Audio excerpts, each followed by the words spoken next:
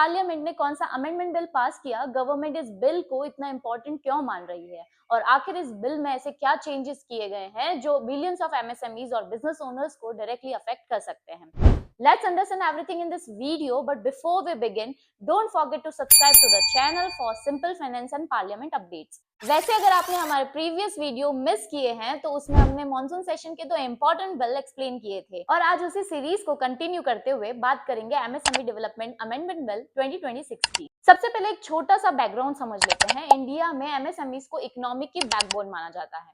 पिछले कई सालों से इनकी सबसे बड़ी प्रॉब्लम थी डिलेड पेमेंट्स।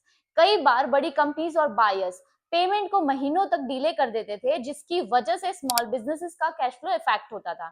इसी इशू को एड्रेस करने के लिए गवर्नमेंट ये अमेंडमेंट बिल लेकर आई। अब देखते हैं कि इस अमेंडमेंट बिल में एग्जैक्टली क्या चेंजेस किए गए हैं। फर्स्ट, गवर्नमेंट ने गवर्नमेंट कंपनीज और कुछ नोटिफाइड बड़े बायर्स के लिए ट्रेड्स प्लेटफॉर्म का यूज मैंडेटरी कर दिया है। सिंपल लैंग्वेज में समझे तो अब एमएसएमई के इनवॉइसेस और पेमेंट्स एक डिजिटल प्लेटफॉर्म के थ्रू प्रोसेस होंगे। इससे पेमेंट ट्रैकिंग बेटर होगी और पेमेंट डिलेज को कम करने में मदद मिलेगी। सेकेंड चेंजेस डिस्प्यूट केसेस को लेकर है। अगर कोई बायर एमएसएमई काउंसिल के डिसीजन के अगेंस्ट कोर्ट में अपील फाइल करता है और केस 6 महीने से ज्यादा पेंडिंग रहता है तो कोर्ट बायर के डिपॉजिट किए गए अमाउंट में से कम 50% अमाउंट एमएसएमई सप्लायर को रिलीज करने का ऑर्डर दे सकता है। इससे पहले कई बायर्स अपील फाइल करके केसेस को सालों तक डिले कर देते थे और एमएसएमईज को अपने ही पैसे के लिए लंबा वेट करना पड़ता था। थर्ड चेंज डिस्प्यूट रिसोल्यूशन को लेकर है। पेमेंट डिस्प्यूट को 90 डेज के अंदर रिसॉल्व करने पर और ज्यादा फोकस किया गया है ताकि एमएसएमईज को अननेसेसरी डिले का सामना ना करना पड़े।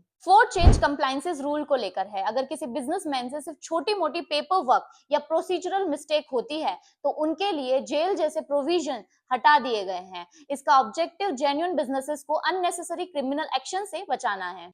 फिफ्थ चेंज डिस्क्लोजर रिक्वायरमेंट को लेकर है। सिंपल लैंग्वेज में समझें तो अगर कोई बड़ी कंपनी या बायर किसी एमएसएमई का पेमेंट पेंडिंग रखता है और उस पेंडिंग अमाउंट को अपने एनुअल अकाउंट में डिस्क्लोज नहीं करता तो उस पर 1 लाख तक की पेनल्टी लग सकती है। इससे ट्रांसपेरेंसी बढ़ेगी और कंपनीज को टाइम पर पेमेंट करने के लिए अकाउंटेबल बनाया जाएगा। सिक्स चेंज एमएसएमई की डेफिनेशन को लेकर है। अब गवर्नमेंट नोटिफिकेशन के थ्रू इन्फ्लेशन और चेंजिंग इकोनॉमी कंडीशंस के हिसाब से एमएसएमई की डेफिनेशन और क्लासिफिकेशन क्राइटेरिया को अपडेट कर सकती है। इससे फ्यूचर में हर छोटे अपडेट्स के लिए पार्लियामेंट में अमेंडमेंट बिल लाने की जरूरत नहीं पड़ेगी। गवर्नमेंट का कहना है कि इस अमेंडमेंट बिल से एमएसएमई को फास्टर पेमेंट्स मिलेंगे, कैश फ्लो इंप्रूव होगा और ईज ऑफ डूइंग बिजनेस को बूस्ट मिलेगा। वहीं अपोजिशन का कहना है कि सिर्फ लॉ पास करना काफी नहीं होता, उसका इम्प्लीमेंटेशन भी उतना ही स्ट्रांग होना चाहिए। ओवरऑल देखा जाए तो इस अमेंडमेंट बिल का मेन ऑब्जेक्टिव एमएसएमई को फास्टर पेमेंट, बेटर प्रोटेक्शन और एक ट्रांसपेरेंट पेमेंट सिस्टम देना है। अब देखना ये होगा कि ग्राउंड लेवल पर ये चेंजेस कितने इफेक्टिवली इंप्लीमेंट होते हैं।